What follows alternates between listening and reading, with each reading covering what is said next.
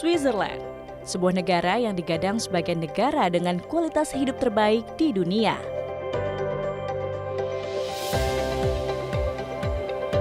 Saya mengunjungi beberapa kota di Swiss dan merasakan betapa nyamannya perjalanan menggunakan transportasi umum di negara ini. Juga menikmati suguhan kultur dan festival lokal, serta sejarah masa lampau yang terpampang apik di setiap sudut kota.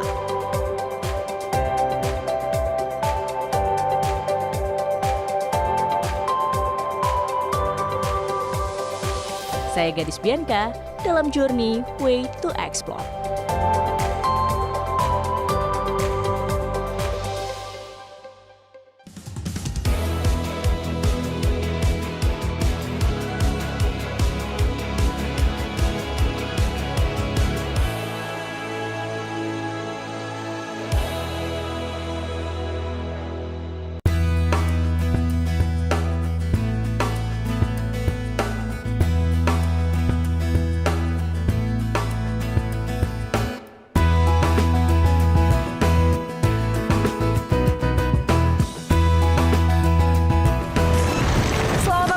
Switzerland, saya sudah tiba di Zurich dan saya akan mengajak Anda melakukan perjalanan ke beberapa kota di Switzerland. Zurich menjadi kota pertama dalam perjalanan kali ini, kota dengan jumlah penduduk terpadat di negara Swiss. Tidak heran, aktivitas di kota ini terlihat sangat sibuk, apalagi di sekitar kawasan Bahnhofstrasse atau area di sekitar stasiun kereta Zurich. Zurich dikenal sebagai negara yang sangat teratur. Meski pajak dan biaya hidup di negara ini cukup tinggi, amat sebanding dengan kenyamanan sarana publik yang dapat dinikmati warganya.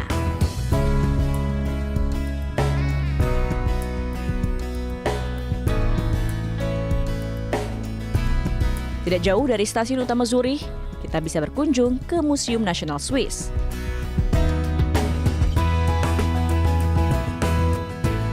Di museum ini kita bisa mengetahui sejarah bangsa ini. Swiss ialah negara federal yang terdiri dari 26 kanton.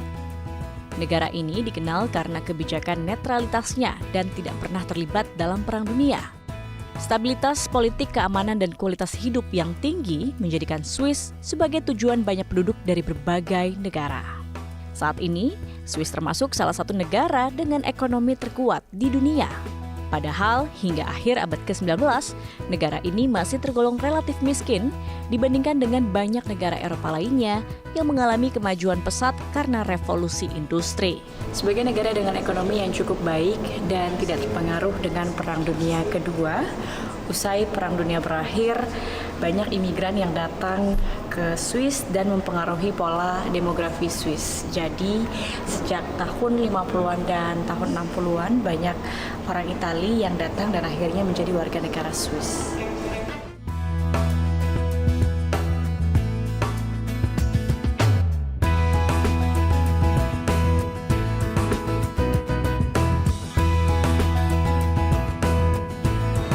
Salah satu diorama yang menggambarkan perang antara bangsa Swiss dengan bangsa Prancis. Di perang ini, bangsa Swiss akhirnya bersatu mewakili kanton atau provinsi mereka masing-masing di bawah bendera Switzerland.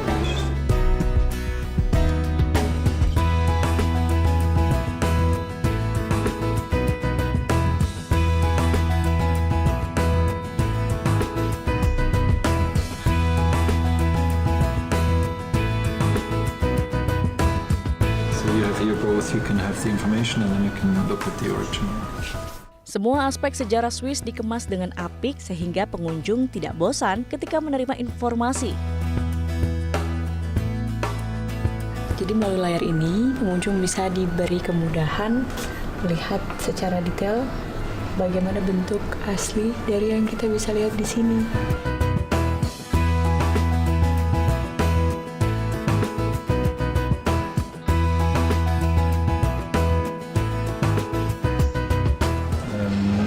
You can also touch and it's like a newspaper one. One over there is like a newspaper and you can read that. Swiss font.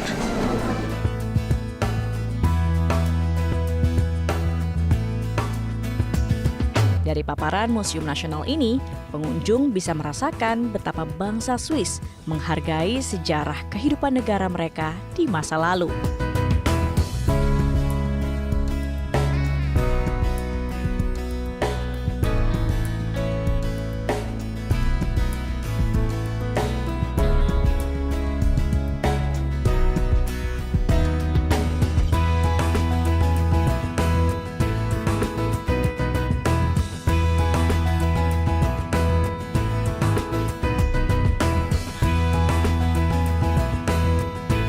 Sebelum melanjutkan perjalanan ke kota lainnya, saya mampir ke salah satu toko souvenir di stasiun Zurich ini. Berkunjung ke Swiss tidak lengkap rasanya kalau tidak membawa oleh-oleh yang sangat khas dari negara ini. Yap, coklat, pisau lipat, dan jam. Barang yang selalu diincar wisatawan ketika berlibur ke Swiss. Harga coklat yang ditawarkan di toko souvenir cukup beragam, tergantung dengan jenisnya. Sementara Anda perlu merogoh kocek yang cukup besar kalau ingin membeli jam atau pisau lipat. Ada juga nih pernak-pernik lucu berbentuk sapi yang sangat identik dengan negara ini.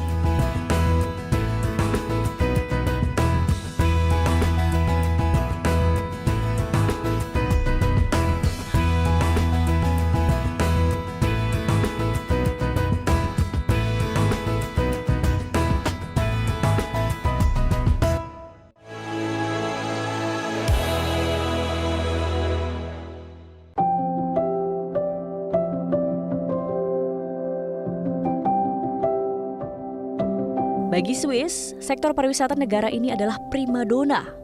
Pariwisata didukung dengan infrastruktur transportasi yang ramah bagi wisatawan. Hanya dengan menggunakan kereta, wisatawan bisa mengunjungi berbagai destinasi unggulan seantero Swiss, yang juga dikenal dengan paket Grand Train Tour. Salah satu fasilitas yang bisa digunakan wisatawan ketika di Swiss adalah luggage transfer. Jadi saya sudah punya tag ini. Nah, nanti dengan tag ini kita bisa langsung mengirim bagasi kita ke hotel tujuan.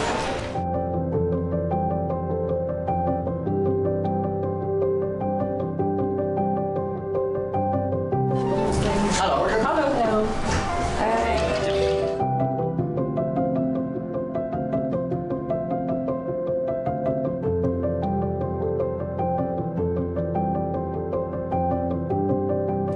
Udah? Oke, thank you.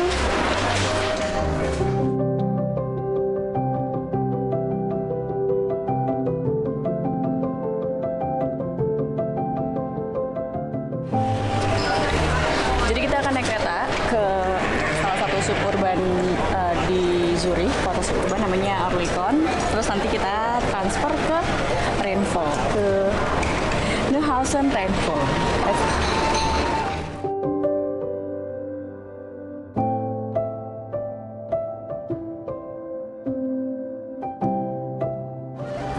Traveling di Swiss bisa lebih mudah dengan menggunakan aplikasi Swiss Travel Guide. Jadi di sini kita bisa lihat highlight, itu kita bisa tentukan destinasi yang mau kita tuju, dan dia udah dikategorikan, ada museum, ada tempat-tempat scenery yang indah-indah, lalu juga ada tempat-tempat yang merupakan bagian dari UNESCO Cultural World Heritage, dan di sini juga ada train station maps.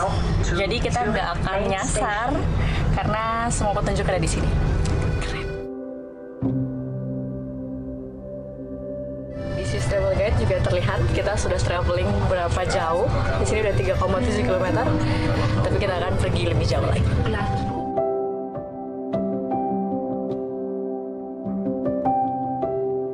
Untuk sampai di Rheinfeld Schaffhausen hanya membutuhkan waktu sekitar 1 jam dari kota Zurich. Ini dia Rheinfeld, air terjun terbesar di Switzerland. Kita sudah sampai di stasiun Neuhausen Rheinfeld. Kita mau ke air terjunnya.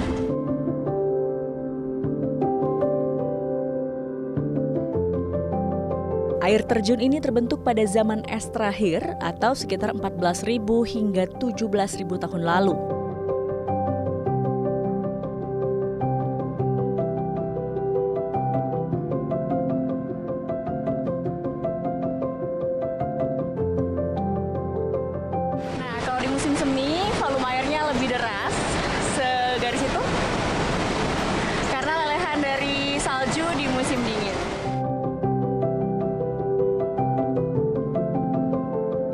Tinggi air terjun hanya sekitar 23 meter dengan lebar 150 meter. Namun arus debit air cukup deras.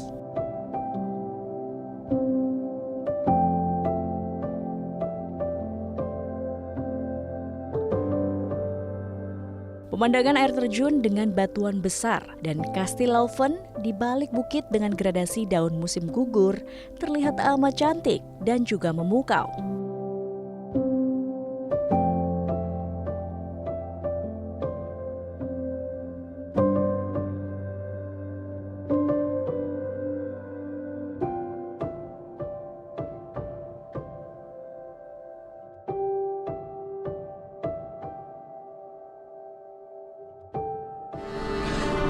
Nah, sekarang kita lagi menuju pusat kota Schaffhausen menggunakan ini nih, electric bus.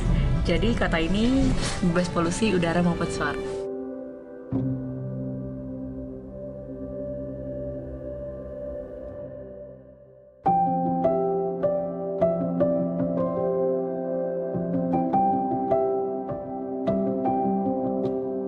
Jika sudah di Schaffhausen, rasanya tidak lengkap kalau tidak berkunjung ke kota tua.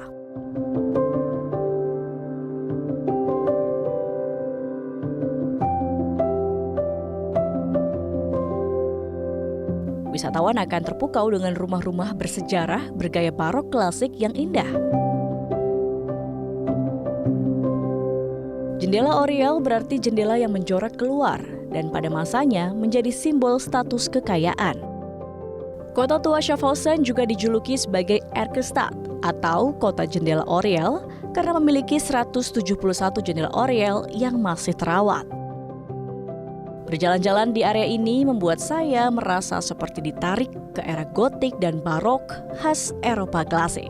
Kota tua Schaffhausen peninggalan abad pertengahan ini memang secara kultural lebih dekat dengan Jerman. Bukan hanya bahasa, pengaruh Jerman juga meresap pada arsitektur bangunan kota ini. Seperti yang bisa kita lihat dari Kastil Munot yang berbentuk melingkar. Dibangun pada abad ke-16 dan menjadi landmark kota Schaffhausen, Munot ialah benteng dengan bentuk kubah unik seperti sarang. Jadi berbeda dengan kastil lainnya, Munot memiliki atap yang pendek dan lantai yang menanjak sekaligus berfungsi sebagai tangga. Nah, dari bagian atas kita bisa melihat landscape kota Schaffhausen yang begitu indah.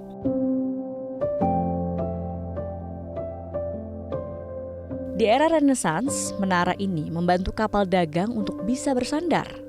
Dan yang menarik, hingga kini setiap jam 9 malam, penjaga Munot akan membunyikan bel sebagai tradisi yang menandakan semua penginapan dan gerbang kota harus ditutup.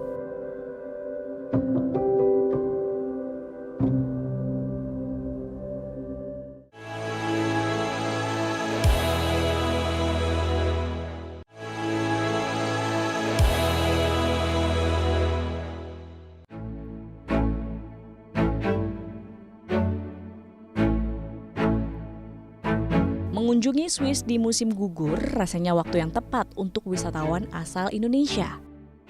Karena udara belum terlalu dingin dan sinar matahari juga masih sering muncul.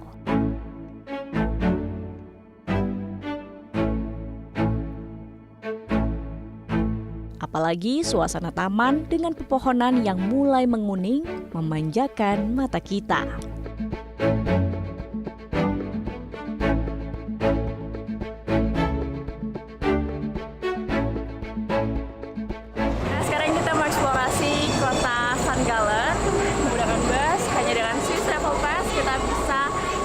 Segala macam public transportation yang ada. Yuk.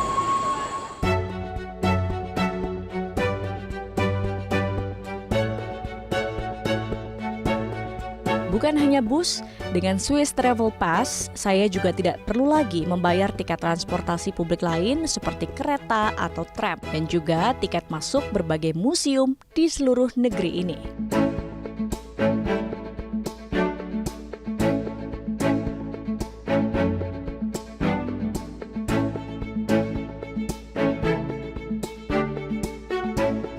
Sama seperti Schaffhausen, kota St. Gallen juga identik dengan peninggalan kota tua, peninggalan abad pertengahan yang masih terawat dan terjaga.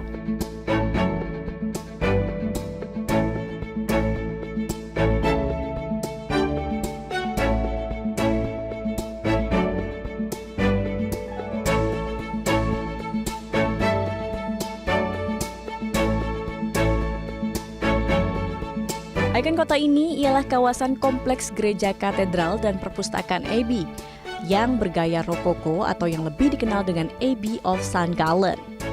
Area ini masuk ke dalam daftar warisan dunia UNESCO sejak tahun 1983.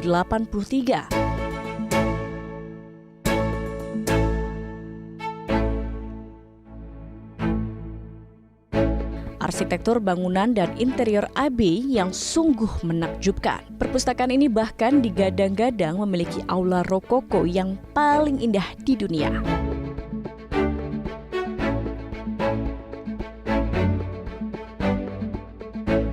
Perpustakaan Abbey menampung kurang lebih 170.000 dokumen dan lebih dari 2.000 koleksi manuskrip yang berasal dari abad ke-8.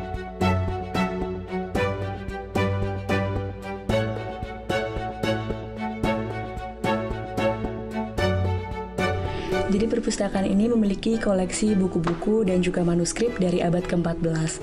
Sebetulnya bukan hanya ruangan ini saja perpustakaannya, tetapi juga banyak ruangan lain. Hanya saja pengunjung cuma bisa mengunjungi ruangan ini. Nah, karena perpustakaan ini banyak menyimpan koleksi tua, wisatawan yang ingin berkunjung ke Abbey Library tidak bisa terlalu lama, karena ada batasan durasi waktu dan kapasitas jumlah pengunjung yang diterapkan oleh pengelola.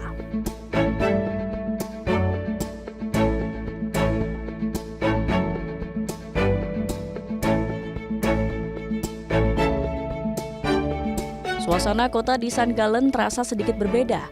Gang-gang dengan bangunan berhiaskan jendela Oriel terasa lebih tenang, area yang pas untuk berjalan-jalan.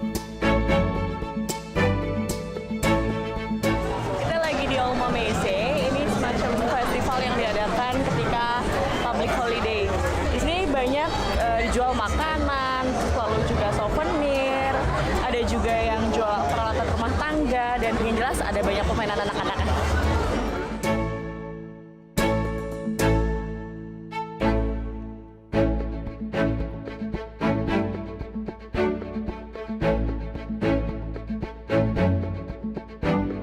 Nah, di minggu kedua dan ketiga bulan Oktober, masyarakat Swiss tidak akan melewatkan festival tahunan satu ini. Masyarakat lokal menyebutnya Alma Messe, atau dalam bahasa Inggris berarti Alma Fair.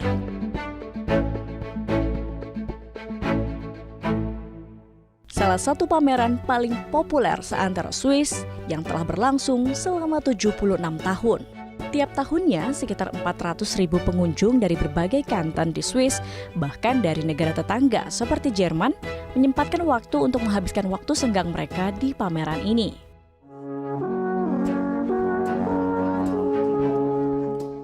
Berbagai atraksi menarik yang ditampilkan menunjukkan kekhasan lokal seperti penampilan musik tradisional Alp horn, trompet panjang khas penduduk daerah pegunungan Alpen.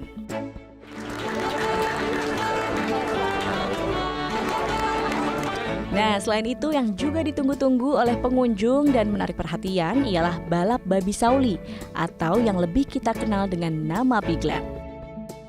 Para penonton tampak amat terhibur dengan tingkah lucu babi Sauli yang berlomba.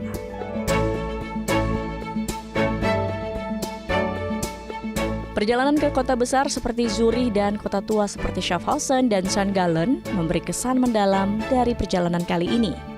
Bukan hanya bisa turut menjalani kultur lokal yang amat disiplin dan teratur, tapi saya juga mensyukuri kekayaan peninggalan seni klasik Eropa ribuan tahun lalu yang masih bisa kita nikmati hingga kini.